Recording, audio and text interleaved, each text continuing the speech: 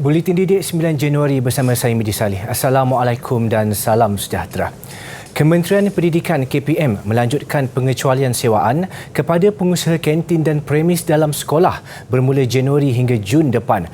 Menteri Kanan Pendidikan Datuk Dr. Razidin berkata, lanjutan pengecualian sewaan juga diberikan untuk tempoh yang sama bagi sewaan premis, kedai buku koperasi, kedai dobi dan mesin minuman air di sekolah di bawah KPM. Ini kita pun terima banyak permohonan daripada pengusaha-pengusaha kantin kata kalau sebelum ini dapat pengecualian sewa, apakah kementerian akan berikan pengecualian sewa lagi untuk pembukaan sekolah kali ini. Dan kita akan keluarkan satu kenyataan media berkaitan dengan perkara ini. Dan apa yang saya ingin jelaskan, memang pihak kementerian akan berikan pengecualian sewa untuk selama 6 bulan bermula bulan Januari. Ini untuk memudahkan atau untuk memberi sedikit kemudahan kepada pengusaha-pengusaha kantin sekolah ini mengambil kira cabaran yang dihadapi mereka. Jadi dia bukan saja pengecualian untuk pengusaha kantin, tetapi juga kedai-kedai, kedai alat tulis dan sebagainya, yang kedai dobi yang melibatkan premis di sekolah. Yang tu pun kita akan beri pengecualian selama 6 bulan. Tambah Datuk Dr. Razi ketika lawatan pengoperasian di beberapa buah sekolah di Kota Baru, Kelantan hari ini, KPM menerima banyak permohonan daripada pengusaha kantin sekolah untuk diberikan pengecualian bayaran sewa. Justru langkah ini bakal memanfaatkan lebih 10,000 pengusaha. Keputusan ini juga dibuat selepas mengambil kira pelbagai cabaran yang terpaksa dihadapi pengusaha sepanjang tempoh penutupan sekolah akibat pandemik COVID-19. KPM turut memaklumkan dalam kenyataan hari ini, pelbagai inisiatif bantuan disediakan kerajaan dalam membantu pengusaha kantin sekolah pada tahun 2020 dan 2021. Antaranya bantuan RM1,500, bantuan RM1,000 melalui pakej pemulih dan penyambungan kontrak secara automatik dalam tempoh setahun. Sementara itu, sesi persekolahan hari pertama di 4 negeri berjalan lancar selain SOP dipatuhi dengan baik. Menurut Datuk Dr. Razi, kehadiran pelajar juga didapati memberangsangkan, namun ada yang tidak dapat hadir atas alasan tertentu termasuk faktor kesihatan. Hari ini dengan pendekatan untuk fasa 4 bagi negeri Kelantan. Alhamdulillah, jika kita lihat pagi ini segala pengoperasian berjalan dengan baik, SOP dipatuhi dengan baik, dan umumnya kita dapat lihat anak-anak kita cukup teruja untuk kembali ke sekolah setelah sekian lama tidak hadir ke sekolah secara bersemuka. Jika sebelum ini sebagai sebuah negeri di bawah fasa 3 yang boleh hadir ke sekolah cuma murid tingkatan 5 dan tingkatan 6 kelas peperiksaan, tapi kali ini melalui pendekatan fasa 4 Kelantan dan Sarawak, kita lihat bahawa mereka dapat membenarkan murid-murid lain untuk turut hadir ke sekolah. Dan buat pertama kalinya pada hari ini murid tahun 1, tahun 2 dan tahun 6 di sekolah rendah dapat hadir tanpa penggiliran. Murid tahun 3, 4 dan 5 masih lagi bergilir, dan begitu juga untuk sekolah menengah murid tingkatan 4 selain daripada murid tingkatan 5 dan tingkatan 6, kali ini murid tingkatan 4 dan juga murid kelas peralihan dapat hadir ke sekolah pada kali ini. Kebanyakan pelajar ujarnya teruja untuk ke sekolah selepas sekian lama tidak melalui proses pembelajaran bersemuka. Beliau turut mengingatkan ibu bapa serta pihak sekolah supaya terus mematuhi SOP bagi mengelak penularan COVID-19. Pihaknya juga akan terus berbincang dengan Kementerian Kesihatan bagi memastikan pelaksanaan vaksin membabitkan pelajar sekolah lebih teratur. Mengulas mengenai sama ada tempoh kaedah penggiliran akan diteruskan, beliau berkata pendekatan yang diambil adalah secara progresif dan cermat sebelum membuat sesuatu keputusan. Kaedah penggiliran itu ujarnya perlu diteliti dari semasa ke semasa memandangkan situasi penularan COVID-19 termasuk varian Omicron. Beliau turut menegaskan kepada ibu bapa yang tidak membenarkan pelajar hadir supaya memaklumkan kepada pihak sekolah untuk tindakan lanjut. Seramai 1.18 juta murid bagi kumpulan A iaitu Johor, Kedah, Kelantan dan Terengganu memulakan sesi persekolahan hari ini bagi penggal ketiga 2021-2022. Bagaimanapun, 31 sekolah di Johor yang dijadikan pusat pemindahan sementara PPS dan masih dilanda banjir tidak akan dibuka. Bagi sekolah di negeri kumpulan B, sesi persekolahan akan mula dibuka esok. Di Terengganu, seramai 125,545 pelajar memulakan sesi persekolahan. Semua pelajar yang terbabit mengikuti pembelajaran tanpa penggiliran, termasuk 65,534 pelajar tahun 1, 2 dan 3. Turut mengikuti pembelajaran tanpa penggiliran adalah 34,201 pelajar tingkatan 4 dan 5 serta 4,729 calon sijil tinggi persekolahan Malaysia STPM serta 17,725 guru yang bertugas di semua sekolah di negeri itu. Tinjauan di Sekolah Kebangsaan Tengku Ampuan Mariam mendapati ibu bapa lebih yakin anak mereka kembali ke sekolah kerana pihak pengurusan sekolah mengikuti SOP yang ditetapkan oleh KKM. Anak saya ni saya hantar sekolah sebab saya yakin lah.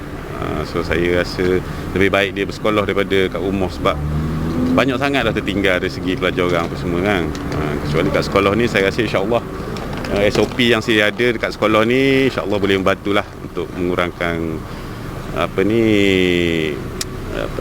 penularan ni lah, virus ni. Rasanya tak ada apa tu, selamat lah rasanya. Sebab sebelum daripada cuti ni kan dia dah belajar dah. Sebelum kita tahun lepas dah belajar dah sikit kan. Dia dah biasa dah lah masuk ke kawasan sekolah ni. Di Terengganu, tiada sekolah yang ditutup akibat banjir atau dijadikan pusat pemindahan sementara PPS. Di Kedah, seramai 281,721 murid kembali ke sesi persekolahan hari ini. Jumlah ini melibatkan murid yang hadir secara bersemuka di 752 buah sekolah di negeri itu. Tinjauan mendapati murid lebih bersemangat dan ceria memulakan pembelajaran bersemuka setelah sekian lama menjalani pembelajaran dalam talian. Saya rasa gembira lah sebab dapat kembali ke sekolah. Sebelum ni kalau dekat rumah, saya selalunya belajar dekat dalam rumah ni.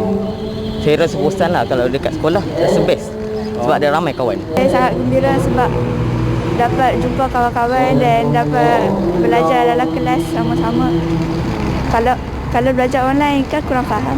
Kalau dalam kelas boleh tumpu lah dengan betul. Kalau dalam online agak kurang dapat tumpu perhatian dalam kelas. Beza dia kadang macam kalau belajar kat sekolah boleh dapat ilmu lagi banyak. Kalau di rumah tak berapa nak ni dah. Pematuhan SOP juga diberi penekanan sebaik tiba di pintu sekolah bagi memastikan kawalan terhadap penularan jangkitan COVID-19. Sesi persekolahan di Johor juga berjalan lancar selepas seminggu penangguhan pembukaan sekolah bagi penggal ketiga berikutan bencana banjir, tidak terkecuali pelajar yang terjejas banjir. Tinjauan di Sekolah Kebangsaan Kampung Jawa Segamat mendapati pelajar mula tiba di perkarangan sekolah seawal jam 6.30 pagi dengan berpakaian seragam, memakai pelitup muka dan mematuhi SOP. Walaupun ibu bapa yang ditemui rata-rata menyatakan persiapan dilakukan secara ala kadar susulan banjir, pelajar kelihatan teruja dan gembira untuk memulakan sesi sekolah secara bersemuka. Pakai apa-apa yang ada lah, yang lama-lama tu. Tak ada beli apa-apa lah. Pakai. Buku ada, buku semua dah diselamatkan, baju pun selamat. Dah bersedia awal-awal lah sebelum pindah banjir tu. Jadinya tak ada kelam kabut lah. Memang masa hujan tu air naik memang dah bersedia-sedia dah pindah. Barang-barang pun semua dah kemas. Persiapan sebenarnya macam biasalah sebab kami benda ni kat Segamat dah biasa berlaku, dah pernah mengalami. Jadi untuk kami di Segamat ni sebenarnya lebih bersedia lah. Tak kelam kabut sangatlah insya-Allah. Sebab kami dah ada pengalaman yang sebelum ni kan. Jadi benda-benda tu kami dah lebih awal lah, tindakan lebih awal lah. Persiapan bermula apabila banjir kan. Apa ala kadar lah nak kan. Sekolah pun kita walaupun banjir kita tetap menyediakan persediaan untuk anak sekolah. Kami dah buat persiapan awal tapi dah dengar arahan tu. Jadi kami dah sediakan lah, dah asingkan lah untuk peralatan sekolah semua. dan bawa ke tempat pemindahan sementara. Memang dah lama tak sekolah kan, jadi selama ni pun sekolah bergila-gila. Jadi hari ni bila dia dapat tahu kena dapat sekolah penuh, gembira dapat tengok jumpa kawan-kawan dia kan.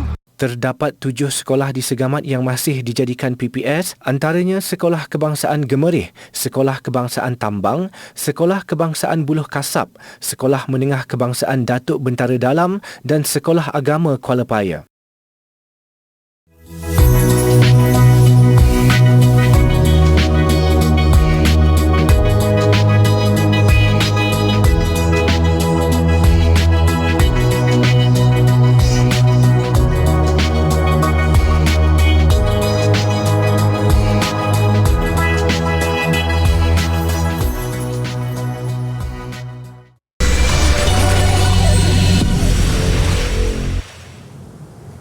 Bertemu kembali. Esok sesi persekolahan penggal ketiga bagi kumpulan B akan bermula termasuk di Selangor dan Kuala Lumpur. Tinjauan di sekitar Puchong mendapati keluarga yang terjejas akibat banjir sudah bersedia untuk memulakan sesi persekolahan walaupun dengan persiapan ala kadar. Persiapan tu ala kadar je lah. At least ada sepasang baju, kasut apa semua ada cukup lengkap, bolehlah tu. Tidak terkecuali menyediakan keperluan sekolah esok, Muhammad Fahim Akmal Muhammad Rozaini. Sebahagian kelengkapan sekolahnya termasuk buku-buku ditenggelami air, namun pelajar tingkatan 6 ini tidak sabar untuk kembali meneruskan sesi pembelajaran bersemuka. Kita orang just gunakan baju yang sedia ada je lah, baju yang lama just basuh sebab hari tu pun sebab kalau nak beli baru macam bukan masa yang sekarang, bukan untuk masa yang sekarang, so kita orang just guna masa yang lama, just basuh sebab baju tu just melumpur je sebab almari yang roboh kan, tak expect pun sebab banjir tinggi tu. So persiapan esok semua fully barang yang lama dulu, mungkin barang yang baru mungkin bulan depan atau tahun depan lah. Namun ada juga yang masih belum bersedia kerana masih keletihan mengemas rumah yang dilanda banjir. Saya mengharapkan kerajaan bagilah bantuan buku-buku ke, sebab memang buku semua tak ada. Lepas tu harapnya tangguhlah peperiksaan sebab memang tak ready langsung, memang banyak luangkan masa untuk kemas rumah. Ujarnya lagi, dia bakal menghadapi peperiksaan sijil pelajaran Malaysia SPM tidak lama lagi. Justru tidak banyak masa mengulang kaji dapat diperuntukkan kerana musibah yang melanda.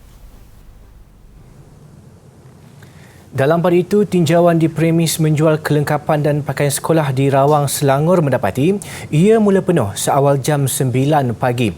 Kebanyakan ibu bapa memilih untuk membeli di saat akhir meskipun sekadar menambah kelengkapan yang tidak cukup sahaja.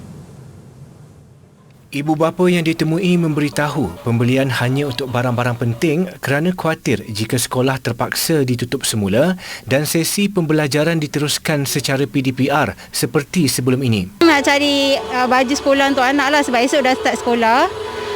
Just nak beli tambahan je lah sebab sebelum ni dah kecil sikit kan. So nak beli untuk next tambahan 1-2 je lah. Hari ni beli baju sekolah, tudung anak, stokin kan. Pilih hari ni sebab saya rasa macam tak ada, orang kata ramai sangat lah, tak pack sangat lah hari ni kan.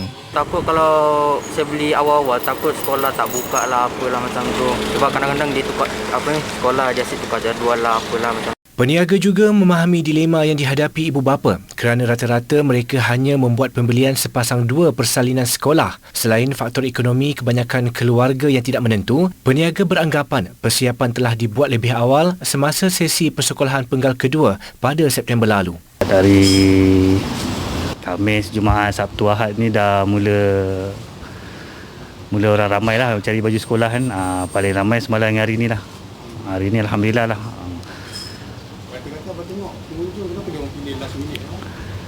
Mungkin dah beli masa bulan 9 hari tu, ada buka sekolah sekejap. So mungkin tambah-tambah je lah kasut, baju. Perdana Menteri Datuk Seri Ismail Sabri Yaakob memaklumkan agihan bantuan membaiki kereta, alatan elektrik, sumbangan pembelian barangan keperluan serta kerja membaiki rumah kurang 5,000 akan bermula esok. Agihan itu disegerakan sebagai usaha kerajaan meringankan beban mangsa banjir.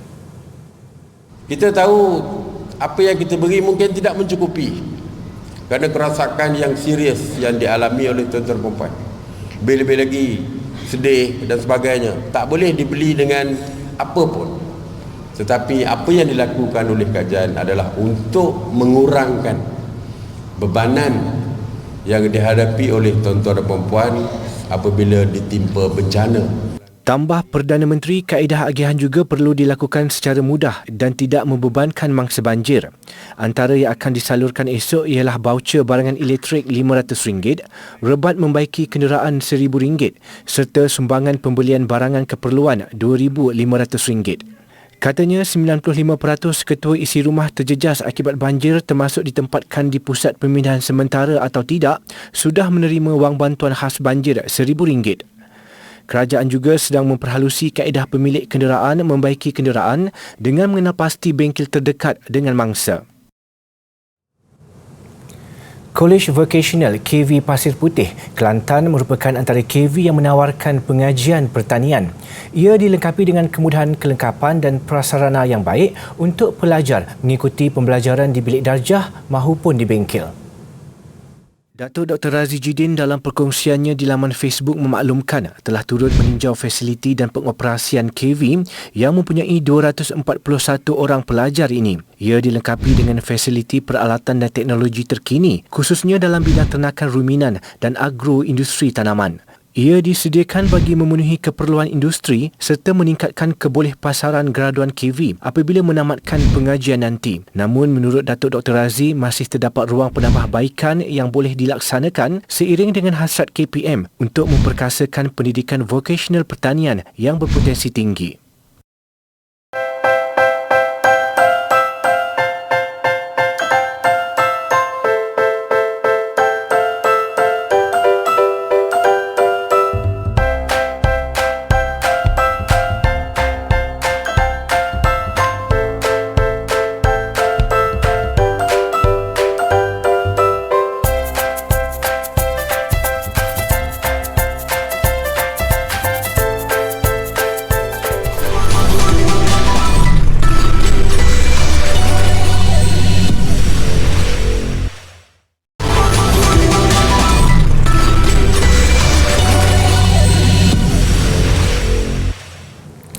Tukar sisa jadi barang keperluan harian. Itu pendekatan program Satu Komuniti, Satu Kitar Semula, anjuran Jabatan Kesihatan dan Alam Sekitar, Dewan Bandaraya Kuala Lumpur, JKAS DBKL.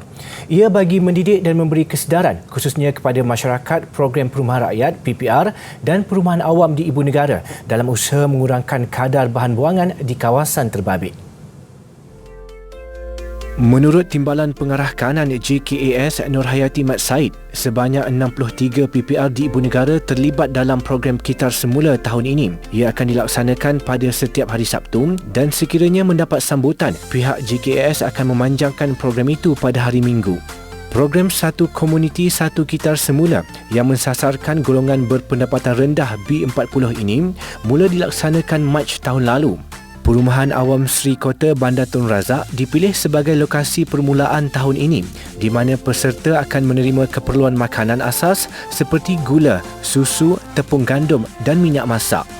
Kelebihan penduduk yang akan dapat bila mereka menyertai program ini, mereka akan mendapat tukaran barang-barang asas tu yang mana kadar tukarannya disubsidi sebanyak 40% oleh pihak DBKL lah. Okay? Berbanding dengan kadar semasa jika mereka menukarkan pada barang recycle itu dengan supplier daripada luar ataupun pembeli daripada luar. Okay? Itu yang mandat daripada pengurusan sebenarnya apabila kita bertujuan untuk membantu golongan B40 lah. Tambahnya, DBKL merancang membuka sekurang-kurangnya 1 kios kitar semula di setiap parlimen di ibu negara. Bagi penduduk Zuraidah Jawawi, program ini telah membuka matanya untuk mengamalkan aktiviti kitar semula. Saya rasa program ini bagus sebab kita boleh belajar berkenaan dengan kitar semula dan barang apa yang kita guna tu boleh dimanfaatkan untuk benda lain lah. Untuk orang ramai, kalau ada barang-barang yang terpakai janganlah buang. Nanti boleh tukar dengan makanan-makanan yang ada kat sini. Terdapat 4 kios statik yang diletakkan di kawasan PPR Sri Alam, PPR Beringin, PPR Pekan Kepung dan Wangsa Maju Seksyen 2. Tahun ini 4 lagi kios akan dibuka bagi PPR Kerinci LP, PPR Muhibah, Perumahan Awam Sri Kota dan PPR Sri Perkasa. Antara jenis barangan yang boleh dikitar semula adalah tin aluminium, kertas, plastik dan minyak masak terpakai. Orang ramai yang ingin turut serta boleh menghantar kesemua barangan sisa yang disenaraikan di PPR terpilih. Sebagai usaha menyatukan keluarga Malaysia sekaligus membudayakan gaya hidup sihat, Pertubuhan Nadi Sihat menganjurkan pertandingan larian maya. Pendaftaran bagi program tahunan itu bermula dari 3 Januari hingga 28 Februari dan ia terbuka kepada seluruh warga Malaysia berumur 10 tahun ke atas. Menurut Presiden Pertubuhan Nadi Sihat Azlina Abdul Aziz, terdapat beberapa kategori yang ditawarkan pada pertandingan kali ini. Kategori yang kita tawarkan adalah 7 km, 10 km, 21, 42 dan 100 km. Anda boleh berlari atau berjalan santai di mana-mana kawasan yang selamat di sekitar kediaman anda. Aktiviti larian ini bermula daripada 7 Januari sehingga 15 Mac 2022. Tambahnya, peserta hanya perlu merekodkan larian yang mereka lakukan mengikut kategori pilihan. Video tersebut kemudiannya perlu dihantar kepada pihak Pertubuhan Nadi Sihat untuk dinilai. Selain medal dan sijil penyertaan, peserta juga berpeluang memenangi sebuah kereta Proton Saga dan lebih 100 lagi hadiah menarik melalui cabutan bertuah. Yuran penyertaan adalah serendah RM10 dan sebahagian daripadanya akan disalurkan ke tabung misi kemanusiaan bagi membantu mangsa-mangsa banjir. Sesiapa yang berminat boleh melayari laman web yang tertera.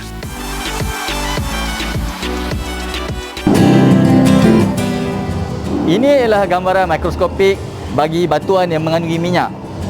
Haiwan, hidupan dan mikroorganisma yang hidup satu masa dulu mati dan menyimpan tenaga bersama mereka akan bertukar menjadi petroleum yang terperangkap di dalam batuan. Minyak atau petroleum sememangnya terdapat di dalam batuan ini. Kerana itulah kita panggilnya petroleum, petro batu, oleum minyak. Walaupun batu ini akan dikelilingi oleh satu batuan endapan yang sangat padat yang tidak membenarkan minyak ataupun gas mengalir melaluinya. Sehinggalah kita datang menggerudi dan mengeluarkan minyak tersebut.